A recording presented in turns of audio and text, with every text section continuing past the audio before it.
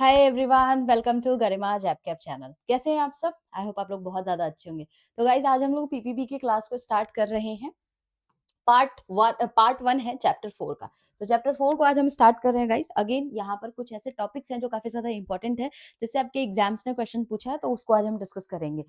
Top chapter का नाम है आपका opening accounts of various types of customer. तो इसी को हम आज देखने वाले हैं। जो लोग भी नए हैं, पुराने हैं, अभी तक मेरे चैनल को सब्सक्राइब नहीं किया है, तो आप सब्सक्राइब कर लीजिए, क्योंकि यहाँ पर मैं आपको पीपीबी आरबीडब्ल्यू हम दोनों ही पढ़ाती हूँ। और अभी हमारा वन शॉट सीरीज चल रहा है, जहाँ पर हम सारे सिलेबस को कंप्लीट कर रहे हैं, जितने भी इंपॉर्टेंट टॉपिक्स है, जिससे आपको पीवाईक्यू आया है, एग्जाम्स ने बार बार क्वेश्चंस की हैं, वो सारे क्वेश्चंस को डिस्कस करती हूँ और कुछ प्रैक्टिस भी यहाँ पे कराती हूँ। तो चलिए बिना किसी डिले के सेशन को आगे बढ़ाते हैं। सबसे पहले मैं ये बता दूं कि ये किसके लिए ज्यादा फ्रूटफुल होने वाला है। तो जो लोग भी जैब एग्जाम्स दे रहे हैं और जो लोग भी डीवीएफ का पेपर दे रहे हैं, दोनों के लिए ही ये वीडियो बहुत ज्यादा इंपॉर्टेंट है। ध्यान से देखना है। कोई डाउट होता है तो आप लोग कमेंट सेक्शन में मुझसे पूछ सकते हैं। Opening of bank account. तो आज हम लोग ना बैंक अकाउंट के ओपनिंग के बारे में बात करेंगे। तो देखिए, बैंकर्स जो होते हैं ना, वो डिफरेंट टाइप्स ऑफ कस्टमर्स के साथ डील करते हैं, राइट। तो कैसे कैसे कस्टमर्स होते हैं? तो कुछ आपके इंडिविजुअल कस्टमर्स होते हैं, पार्टनरशिप फर्म होती है, कंपनीज होती है, कोऑपरेटिव सोसाइटीज होती है। तो ये सारे क्या है? ये सारे कस्टमर्स हैं बैंक्स के। नाउ हर एक कस्टमर्स के लिए ना यहाँ पर डिफरेंट लॉज होते हैं। तो every customer is govern by a different law, ठीक। इसीलिए जब भी अकाउंट को ओपन किया जाता है या ऑपरेट किया जाता है, तो बैंकर्स कुछ लॉ को फॉलो करती है जो एप्लीकेबल होता है फॉर दैट पर्टिकुलर कस्टमर। तो हर कस्टमर के लिए आपको अलग अलग तरीके के लॉ होते हैं और अलग अलग तरीके के गाइडलाइंस होते हैं, जो यहाँ पर बैंक्स को फॉलो करना होता है जब भी वो किसी भी इस तरीके के कस्टमर्स के अकाउंट को ओपन करती है, ठीक है। आगे चलते हैं।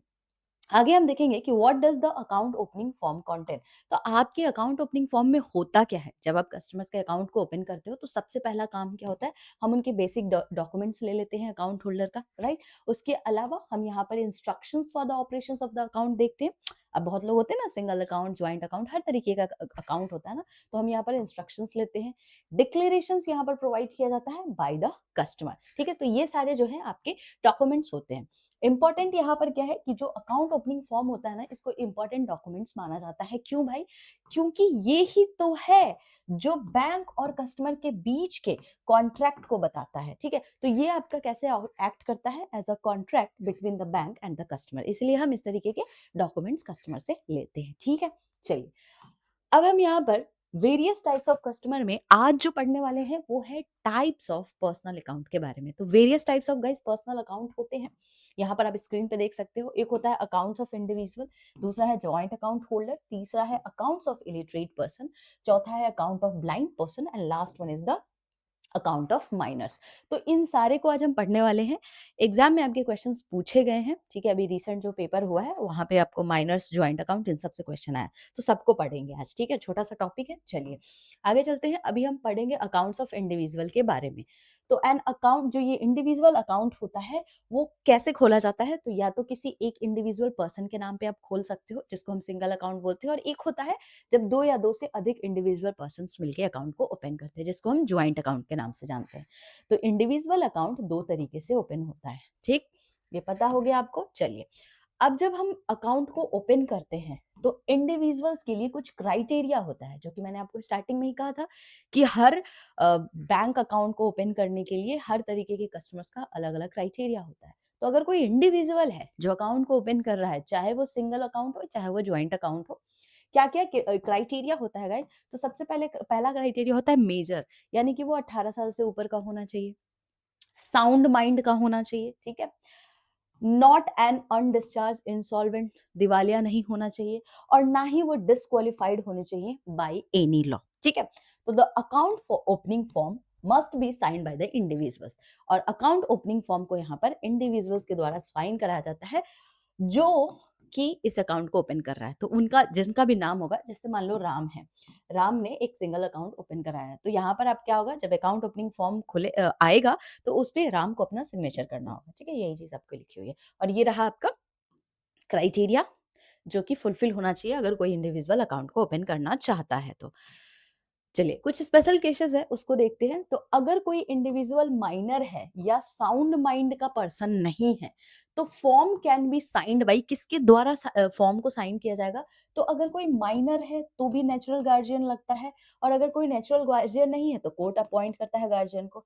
सिमिलरली अगर कोई नॉट साउंड माइंड है तो उनके लिए भी यही क्राइटेरिया गाइस फॉलो किया जाता है। ठीक है, चलिए नाउ एक इंपॉर्टेंट रूल देखेंगे यहाँ पर कि जो केवाईसी डॉक्यूमेंट्स होते हैं ना, यहाँ पर गार्जियन के भी लिए जाते हैं। ऑफ कोर्स अगर आप नेचुरल गार्जियन हो, आप साइन कर रहे हो, कोई माइनर है तो आपकी भी यहाँ पर कंसेंट के साथ साथ आपका डॉक्यूमेंट्स भी देना होगा आपको। ठीक है, तो इसी का आपका इंपॉर्टेंट रूल यहाँ पर लिखा है।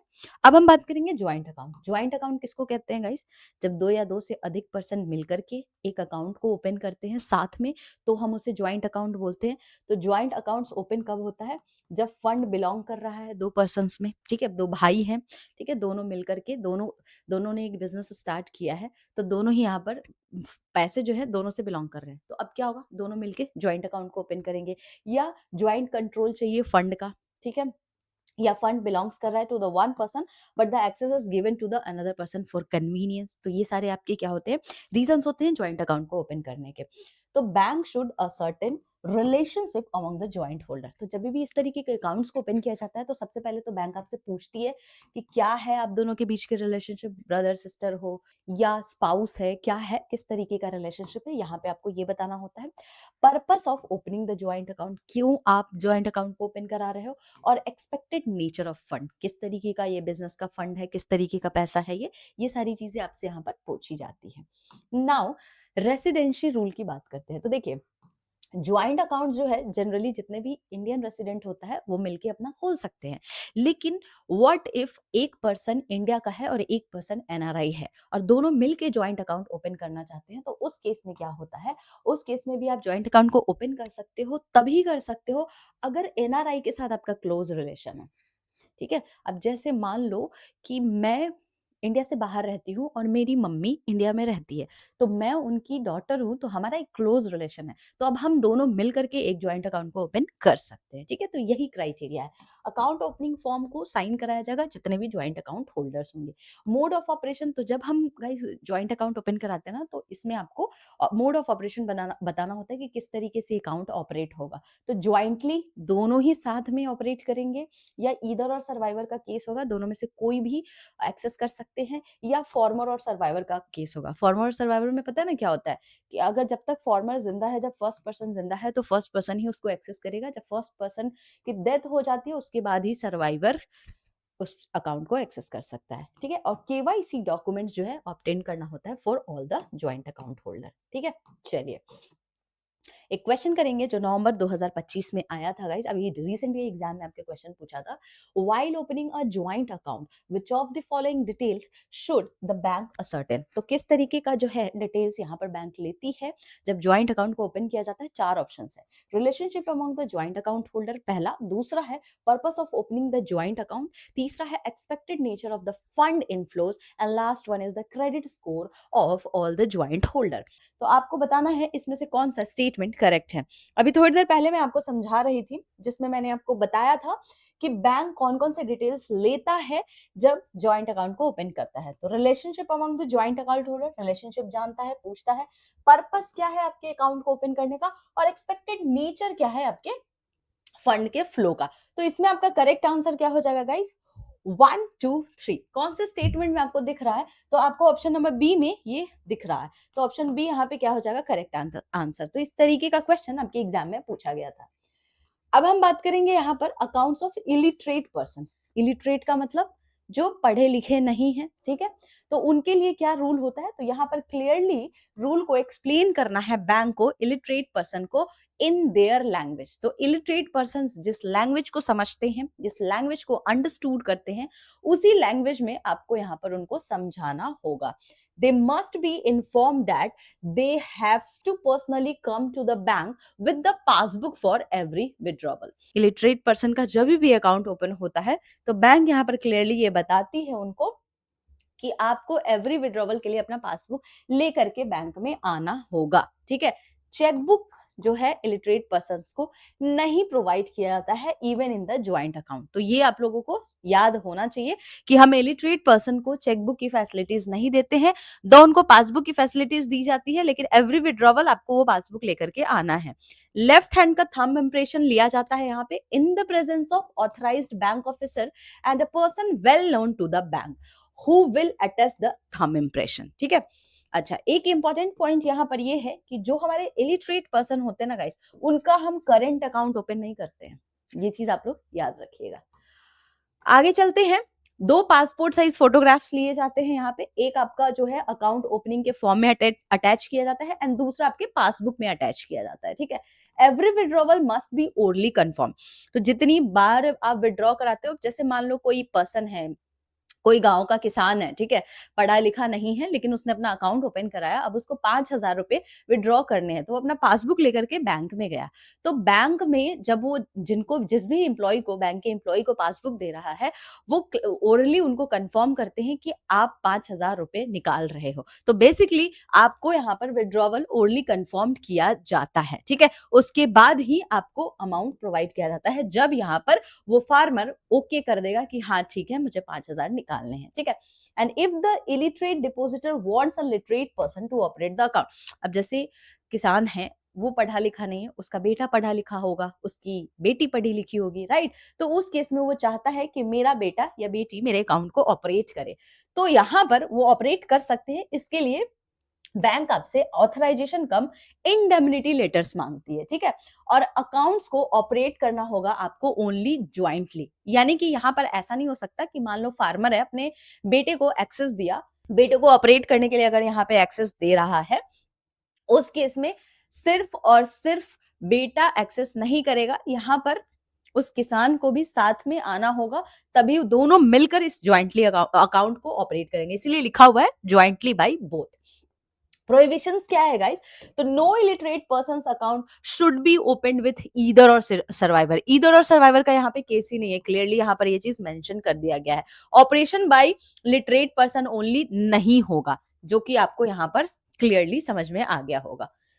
एक क्वेश्चन करते हैं गाइस इससे related. While opening an account for an illiterate person, the bank must ensure that, चार ऑप्शन है, rules are explained only in English, rules are explained in a language understood by the customer, and rules are explained only in writing and no explanation is required. What is the correct answer? तो यहां पर क्या हो जाएगा, rules को आपको explain करना है उस लैंग्वेज में जो लैंग्वेज कस्टमर आपका अंडरस्टैंड कर रहा है। तो ऑप्शन बी क्या हो जाएगा यहाँ पे करेक्ट आंसर हो जाएगा इस क्वेश्चन का। अब हम बात करेंगे accounts of the blind person. तो यहां पर आप देख सकते हो, जो ब्लाइंड पर्सन होते हैं ना, देखो पर्सन ब्लाइंड है लेकिन वो पढ़ा लिखा है, वो सब कुछ समझ सकता है, साउंड माइंड का पर्सन है वो। तो यहां पर उनके लिए कोई भी लीगल बार नहीं होता है, यानी कि उनको हम डिस्क्रिमिनेट नहीं कर सकते। जो फैसिलिटीज हम एक इंडिविजुअल कस्टमर्स को देते हैं, वो सारी फैसिलिटीज यहाँ पर इनको प्रोवाइड की जाएगी। लेकिन क्योंकि ये ब्लाइंड है, तो थोड़ा सा एक्स्ट्रा तो कॉशियस रहना पड़ेगा, एक्स्ट्रा केयर तो देनी पड़ेगी। यानी कि सिग्नेचर्स जो है may not be consistent. Blind person है, जरूरी तो नहीं है कि उनका सिग्नेचर कंसिस्टेंट हो। ठीक है। तो ब्लाइंड पर्सन हमेशा दूसरे पे डिपेंड करते हैं, तो यहाँ पर ना चीटिंग के रिस्क ज्यादा हाई देखने को मिलता है। तो अब इस केस में बैंक क्या करेगी, तो दो पासपोर्ट साइज के आपके फोटोग्राफ्स लेती है, एक अकाउंट ओपनिंग फॉर्म के लिए और एक आपके पासबुक के लिए लेती है। इसके अलावा सिग्नेचर के साथ साथ थंब इंप्रेशंस को भी अटैच किया जाता है, ठीक है, उस पर्सन का, in front of the well known person to the bank. अब अगर ब्रांच मैनेजर सेटिस्फाई हो जाता है सारी चीजों से, then the blind person may be allowed to operate the account independently। तो अगर कोई blind person है, independently अकाउंट को ऑपरेट करना चाहता है, अब उस केस में अगर ब्रांच मैनेजर सेटिस्फाई हो गया सारे डॉक्यूमेंट से, सारी चीजें ओके है, तो वो इंडिपेंडेंटली इसको चला सकता है, या कोई भी उसका क्लोज रिलेटिव वन है, उसके थ्रू भी आप यहाँ पर अकाउंट को चला सकते हो। लेकिन इस केस में आपको लेटर ऑफ ऑथोरिटी अगेन आपको यहाँ पर प्रोवाइड करना होता है। If the signature inconsistency is notice, जो कि 110% चांसेस होते हैं कि अगर ब्लाइंड पर्सन है तो सिग्नेचर की कंसिस्टेंसी तो नहीं सही रहेगी, तो उस केस में हम लेफ्ट थंब इंप्रेशंस लेते हैं, ठीक है, जिसको बैंक यहाँ पर लेती है। पासबुक रूल्स की बात करें तो यहाँ पर जो भी एंट्रीज होते हैं एंड बैलेंस जो होते हैं must be updated every transaction. तो हर ट्रांजेक्शन के बाद आपके एंट्रीज को, बैलेंस को अपडेट किया जाता है, डिटेल्स को रीड आउट किया जाता है ब्लाइंड पर्सन के सामने, ठीक है। और जो रीड किया जाता है ना, वो तब किया जाता है जब आसपास कोई दूसरा पर्सन ना हो, ठीक है। तो ये आपके ब्लाइंड पर्सन से रिलेटेड टॉपिक था। इससे हम एक क्वेश्चंस को देखेंगे guys. Which of the following statement is true regarding opening of the blind accounts of the blind person? तो चार ऑप्शन है। Blind persons are not allowed to open the bank account. Blind persons can open the accounts only with a guardian. There is a no legal bar for a blind persons to open a bank account, and blind persons can open account only after RBI approval. क्या होगा इसका correct answer? Starting में ही मैंने बताया था कि कोई legal बार तो यहाँ पे नहीं है, तो ऑप्शन सी क्या हो जाएगा guys, is the correct answer of this question. ठीक है, आइए तो अब हम बात करेंगे अकाउंट्स ऑफ माइनर के बारे में। यहां से भी आपके एग्जाम्स में क्वेश्चन आए हैं, तो चलिए इसको देखते फटाफट से। माइनर कौन होता है? देखिए, as per the Indian Majority Act 1875, every person domicile in India become a major on completing the 18 years of the age. अगर आपकी उम्र 18 साल हो गई है, 18 साल से ऊपर के हो चुके हो, तो as per the Indian Majority Act 1875 आप मेजर हो, ठीक है। This rule apply even if a guardian is appointed by the court, ठीक है। तो ये गार्जियन जो अपॉइंट किए जाते हैं कोर्ट के द्वारा, उस पे भी ये रूल को अप्लाई किया जाता है। तो माइनर कौन होगा? जो 18 साल से नीचे होगा, ठीक है। तो उसी को हम क्या बोलेंगे? यहाँ पर माइनर बोलेंगे। तो as per the Indian contract Act, only a person who is major, sound mind and not disqualified by any law are entered into the contract. A minor is not competent to enter into a contract. क्यों? क्योंकि इसकी उम्र 18 साल से कम है, ठीक है। चलिए, तो अब सवाल ये आएगा कि जब ये माइनर है, 18 साल से कम है, तो क्या इसका अकाउंट ओपन होगा? तो बिल्कुल ही इनका अकाउंट ओपन किया जाता है, ठीक है। तो अगर 10 साल के हैं आप, या 10 साल से ऊपर के हैं लेकिन 18 साल से नीचे है, उस केस में भी आप अकाउंट ओपन कर सकते हो, ठीक है। अगेन यहाँ पर कुछ स्पेसिफिक टर्म्स एंड कंडीशंस होते हैं जो फुलफिल करना होता है आपको। और अगर आप 10 साल से बिलो हो तो भी आप अकाउंट को ओपन करवा सकते हो, लेकिन उसके लिए भी आपके टर्म्स एंड कंडीशंस होते हैं। तो सबसे पहले आइए कंडीशंस यहाँ पर देखते हैं। तो केवाईसी फॉर्मेलिटीज की बात की गई है। तो माइनर का केवाईसी किया जाएगा, जो गार्जियन होंगे उनका केवाईसी किया जाएगा, डेट ऑफ बर्थ माइनर का रिकॉर्ड किया जाएगा बैंक के सिस्टम में, ठीक है। गार्जियन के रूल्स के हिसाब से father is the natural guardian, mother can act as a guardian after the father. तो पहली प्रायोरिटी फादर है। कोई स्टेप फादर और स्टेप मदर है तो they are not a natural guardian, ठीक है। ये क्लियरली इसमें लिखा होता है, मेंशन होता है। तो जब हम अकाउंट ओपन करते हैं, एलिजिबिलिटी कंडीशन क्या होता है कि माइनर कम से कम पढ़ा लिखा होना चाहिए, लेकिन दो माइनर एक साथ ज्वाइंट अकाउंट को ओपन नहीं कर सकते हैं। डॉक्यूमेंट्स क्या चाहिए होता है? तो बैंक्स फ्री होती है यहाँ पर डिसाइड करने के लिए कि कौन सा डॉक्यूमेंट रिक्वायर है for opening a minor account. Facilities क्या क्या दिया जाता है? तो आरबीआई के परमिशंस के हिसाब से यहाँ पर फैसिलिटीज प्रोवाइड की जाती है। तो जैसे आपको ATM card, debit card, internet banking की फैसिलिटीज माइनर्स के अकाउंट में प्रोवाइड की जाती है। अब हम बात करेंगे रूल्स फॉर द ऑपरेशंस। तो क्या रूल्स होता है ऑपरेशंस का, उसको हम देखने वाले हैं फॉर द माइनर्स। तो देखिए, यहाँ पर ओवरड्राफ्ट अलाउ नहीं होता है, ठीक है। तो ओवरड्रॉन यहाँ पर माइनर्स का अकाउंट नहीं होना चाहिए। चेक ड्रॉइंग बाय माइनर, तो यहाँ पर क्लियरली लिखा है as per the section 26 of the Negotiable Instrument Act, a minor can draw, endorse, deliver or negotiate a negotiable instrument। Basically यहाँ पर ये अलाउ किया गया है बाय द लॉ कि माइनर्स जो है इशू कर सकता है चेक को और साइन कर सकता है चेक को, इवन दो माइनर कॉन्ट्रैक्ट के अंदर नहीं आता है, फिर भी as per the 26 of the Negotiable Instrument Act. On attending majority, तो व्हेन माइनर बिकम मेजर, मतलब 18 साल का अगर जब हो जाता है तो गार्जियन ऑपरेट नहीं करता है फिर अकाउंट को इंडिपेंडेंटली। मेजर माइनर जो होता है वो अपने अकाउंट को यहाँ पर ऑपरेट कर सकता है, ठीक है, कंफर्म करने के बाद, ठीक है। Minimum age for independent operation, क्या मिनिमम एज होता है इंडिपेंडेंटली अगर किसी माइनर को ऑपरेट करना है अकाउंट को, तो ये बैंक डिसाइड करता है कि क्या मिनिमम एज होना चाहिए for the saving account. Similarly यहाँ पर अगर मैक्सिमम बैलेंस लिमिट की बात करूं, तो मैक्सिमम बैलेंस लिमिट भी बैंक के द्वारा माइनर अकाउंट के लिए सेट किया जाता है। अब क्या होगा अगर माइनर की डेथ हो जाती है, जिसका अकाउंट ओपन हुआ था माइनर का, उन्हीं की डेथ हो जाती है, तो गार्जियन को उस अकाउंट को क्लोज करना पड़ेगा, ठीक है।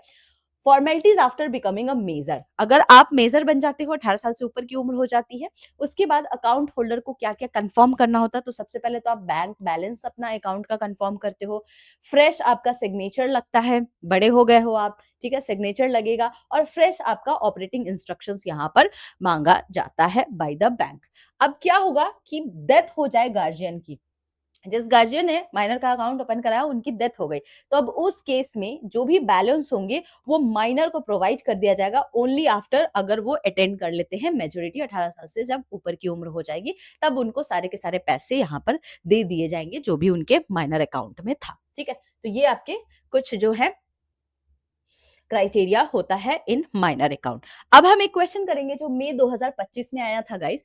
As per the Indian Majority Act 1875 which of the following statement are correct, इसमें से कौन सा स्टेटमेंट करेक्ट है? Majorities attend on completion of 18 years, a person below the prescribe age even by 1 day is a minor, appointment of a court guardian changes the age of the majority depends on literacy of the person। Correct answer इसमें से आपको बताना है, तो देखिए समझिए यहाँ पर majorities attend on the completion of 18 years, बिल्कुल ही सही बात है। मेजोरिटी कब होगी? As per the Indian contract act अगर आप मेजोरिटी की बात करोगे तो 18 साल से ऊपर की उम्र होगी तो आप मेजोरिटी में आ गए। If a person below the prescribed age even by 1 day is a minor, अब कल आप 18 साल के होने वाले हो और आज गए हो अकाउंट ओपन कराने, ओपन होगा क्या? नहीं, एज पर द कॉन्ट्रैक्ट एक दिन अभी भी बाकी है 18 साल होने में, तो ये भी आपका क्या है? करेक्ट स्टेटमेंट है। तो क्या अपॉइंटमेंट जो होता है कोर्ट गार्जियन चेंज करता है द एज ऑफ मेजोरिटी? बिल्कुल भी नहीं। अब majority literacy of the person पे डिपेंड नहीं करता, तो ये दोनों आपका इनकरेक्ट है। तो करेक्ट है पहला और दूसरा, कौन से ऑप्शन में दिख रहा है? ऑप्शन नंबर ए में दिख रहा है, तो करेक्ट आंसर इसका क्या हो जाएगा? Option number A is the correct answer. ठीक है, एक और क्वेश्चन कर लेते हैं गाइज यहाँ पे। तो एक और क्वेश्चन है, which of the following conditions must be satisfied for a person to be competent of to a contract. तो तीन ऑप्शंस आपको दिख रहे होंगे, age of majority, sound mind, not disqualified by law. तो आपको बताना है इसमें से कौन सा कंडीशन सेटिस्फाई कर रहा है। तो as per the Indian majority contract और as per the Indian contract act क्या होगा इसका correct answer? Age of majority भी आपका यहाँ पर कंडीशन होता है। ठीक है, साउंड माइंड भी होना चाहिए पर्सन अगर आप अकाउंट ओपन करा रहे हो, और किसी भी लॉ के द्वारा आप डिस्क्वालिफाइड नहीं होने चाहिए। तो तीनों ही आपका करेक्ट है, तो यहां पर कौन सा करेक्ट हो जाएगा गाइस? ऑप्शन डी इसका करेक्ट आंसर हो जाएगा। ठीक है, तो गाइज ये था आपका चैप्टर 4 पार्ट 1 से कुछ इंपॉर्टेंट टॉपिक्स। अब इसके बाद कल हम करेंगे, कल नहीं गाइज, ऑल्टरनेट डेज पे हमारी क्लासेस होती है ना, तो अब परसों आपका आएगा इसका पार्ट 2, और पार्ट 2 बड़ा इंपॉर्टेंट है क्योंकि उसमें हम हिंदू अनडिवाइडेड फैमिली के बारे में पढ़ने वाले हैं, एलएलपी के बारे में पढ़ने वाले हैं, और पार्टनरशिप के बारे में। यहाँ से तो बहुत ज्यादा यहाँ से क्वेश्चंस आते हैं, तो ये 2-3 जो टॉपिक्स है हम करेंगे और चैप्टर 4 भी आपका फिनिश हो जाएगा। तो अगेन इंपॉर्टेंट टॉपिक्स को हम डिस्कस कर रहे हैं, तो आपको यहाँ पर पढ़ना है, क्वेश्चंस को करना है, कोई डाउट होगा तो बताइएगा। चैनल को अभी तक सब्सक्राइब नहीं किया है तो कर लीजिएगा। टेलीग्राम पे आपको सारे पीडीएफ्स प्रोवाइड किए जाते हैं, तो टेलीग्राम से जुड़ना ना भूलेगा गाइस।